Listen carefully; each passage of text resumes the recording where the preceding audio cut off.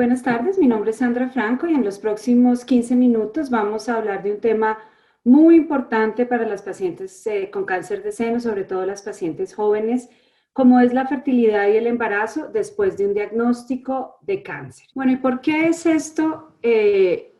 ¿Por qué es este tema tan importante para nuestros pacientes?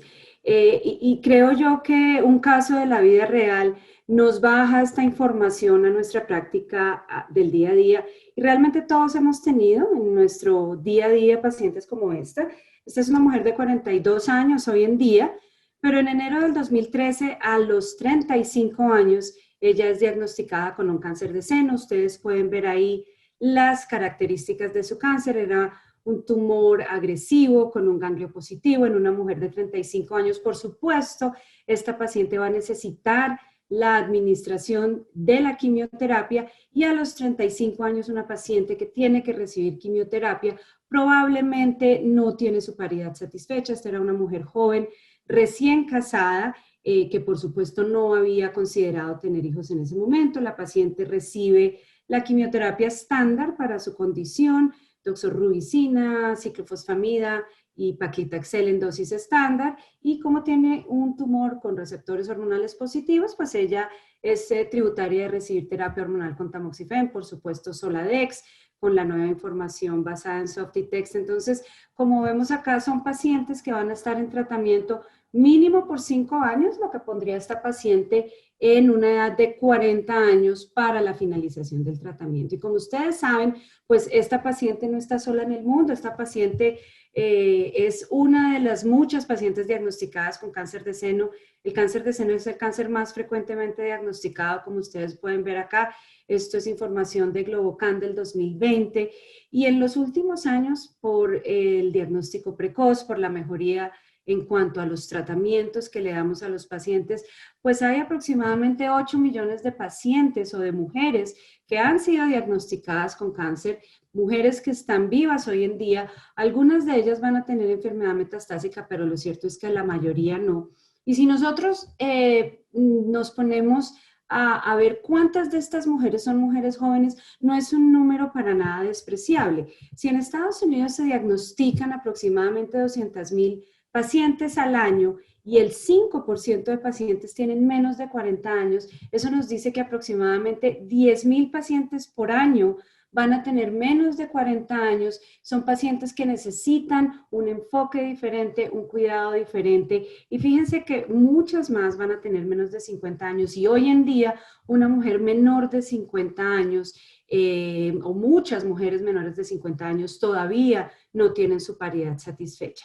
En Colombia lo que vemos es algo un poquito diferente. Fíjense ustedes que tenemos aproximadamente un 10%, esto es en la clínica del country donde yo trabajo, un 10% de mujeres menores de 40 años diagnosticadas. Puede ser porque somos centro de referencia, pero cuando miramos una información de una población colombiana, esto no es solamente clínica del country. Vean ustedes que tenemos un 12% de mujeres en Colombia menores de 40 años, que son, por supuesto, candidatas a que nosotros tengamos esta discusión con ellas. Ahora, si esta es la realidad de nuestros pacientes, ¿cuál es nuestro problema? Vean ustedes que a pesar que la ASCO, la Sociedad de Reproducción, de Medicina Reproductiva, la Sociedad Europea de Oncología Médica nos recomienda que para este grupo de pacientes que tenemos nosotros, que son llamados adultos jóvenes, adolescentes o adultos jóvenes,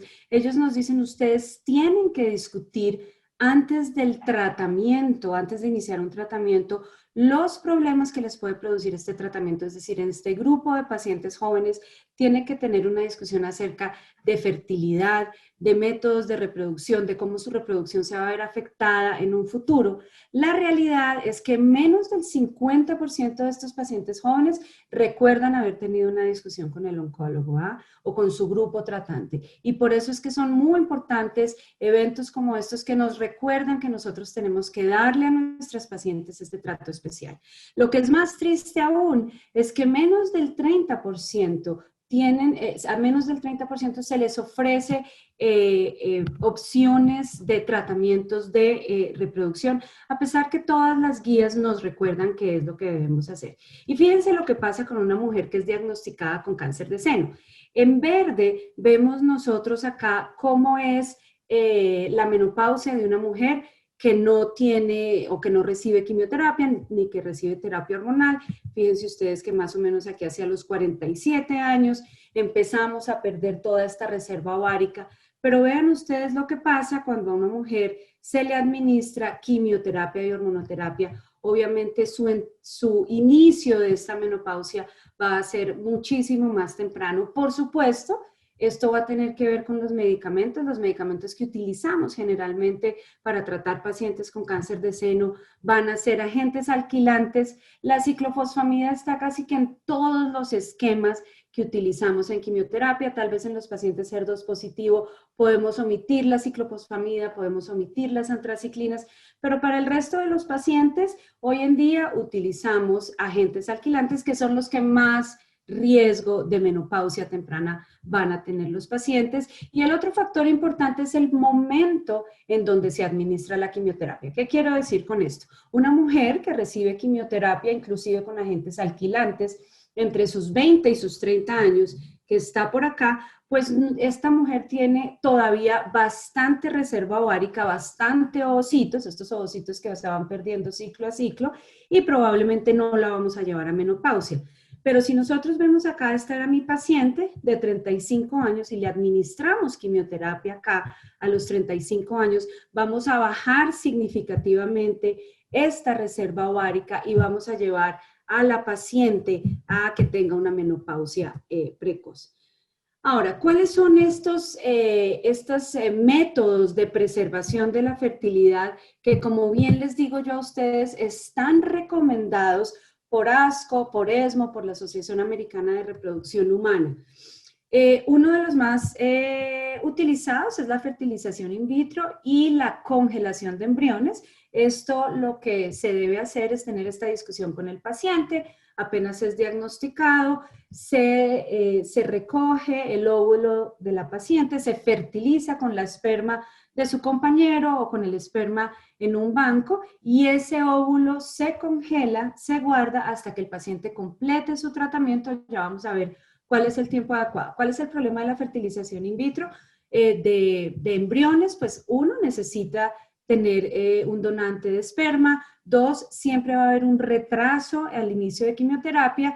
De ahí la importancia que el referir a nuestros pacientes al programa de oncofertilidad se haga lo más rápido posible.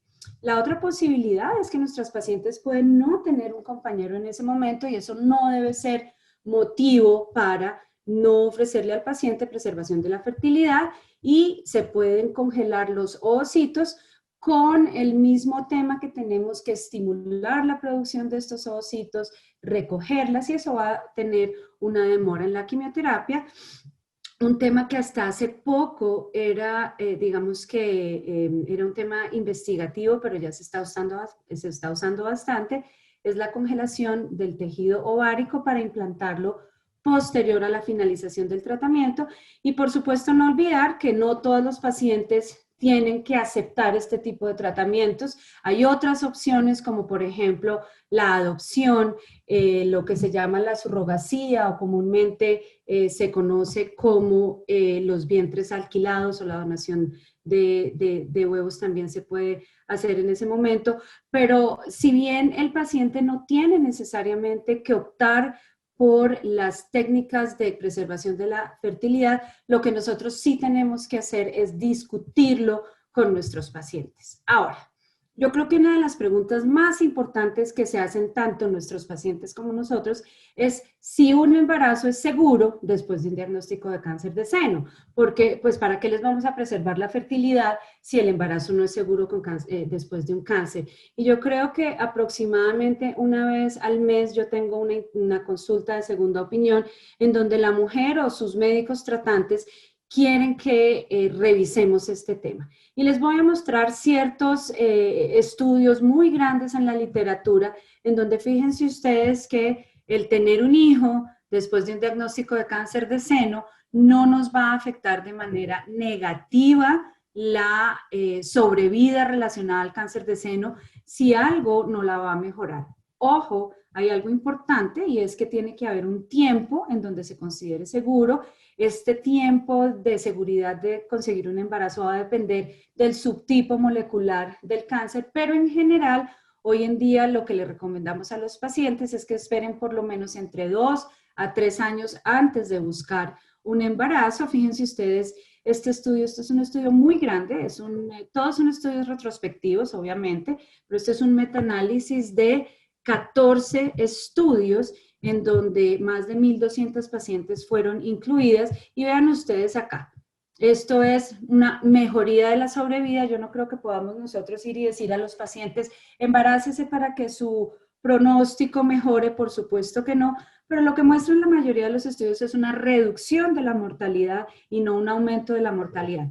Obviamente, esta reducción de la mortalidad está un poquito dada a que las pacientes que se embarazan, por supuesto, van a ser las mujeres que son más sanas. ¿Qué pasa en pacientes con receptores hormonales positivos?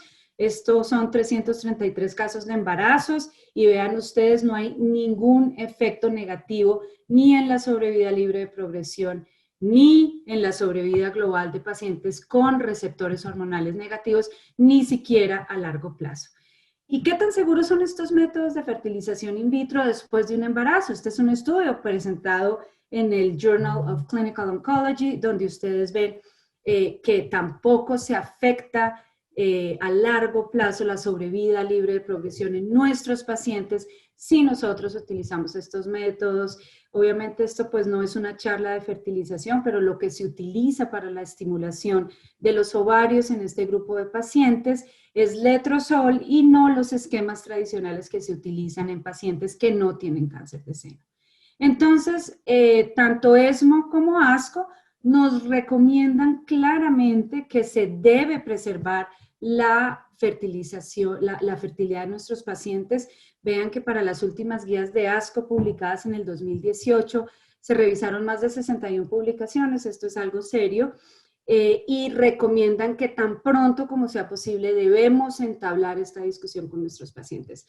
Ahora, hay un tema que quisiera discutir, que no lo recomienda también la guía de ASCO, y es que por supuesto las clínicas de oncofertilidad no están disponibles para todos los pacientes y tenemos una alternativa que es la utilización de análogos de GNRH durante la quimioterapia para preservar la función ovárica.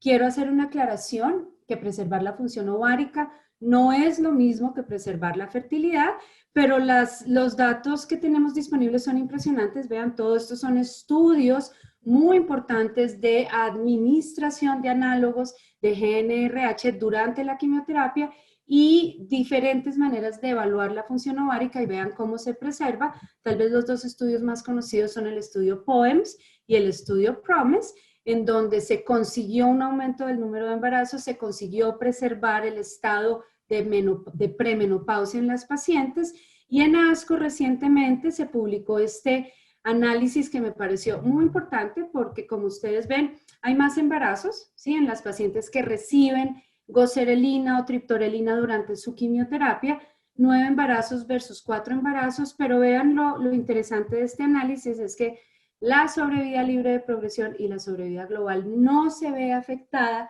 en pacientes ni con receptores hormonales positivos ni negativos cuando se aplica goserelina o triptorelina durante la quimioterapia. Entonces, digamos que, como decían en la discusión, en una mujer premenopáusica, nosotros debemos considerar la aplicación de análogos o agonistas de la LHRH durante la quimioterapia con el fin de tratar de preservar su función ovárica. Y como ustedes saben, estos estudios de preservación de embarazo son retrospectivos, son análisis de series, pero hay este estudio prospectivo que se llama POSITIVE, en donde mujeres menores de 43 años se están evaluando de manera prospectiva, se les está administrando su terapia y de 18 a 30 meses después de haber iniciado la terapia hormonal, se suspende la terapia hormonal, se les da un periodo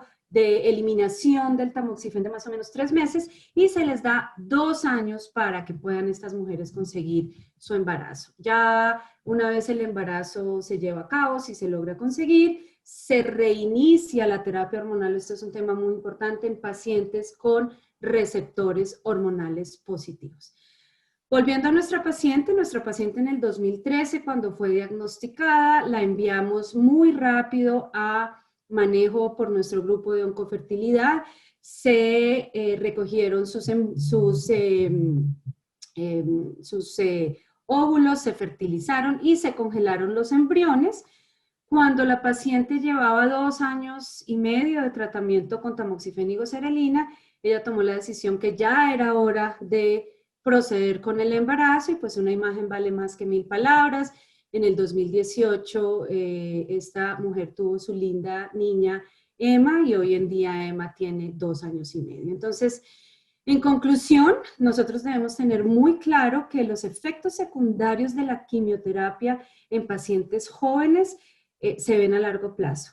Y uno de los efectos más importantes, pues obviamente es la disfunción ovárica y el problema que conlleva esto en la fertilidad de nuestras pacientes. Y por esto el manejo multidisciplinario y la inclusión al equipo multidisciplinario de manejo del grupo de oncofertilidad es fundamental para el tratamiento de estos pacientes. Y no olvidemos que como estos tratamientos pueden retrasar el inicio de la quimioterapia, el referir a nuestros pacientes a estos grupos debe hacerse lo más temprano posible una vez se diagnostique la enfermedad, con el fin de disminuir la ansiedad tanto del paciente como del equipo médico de cualquier retraso que pueda verse en estos pacientes.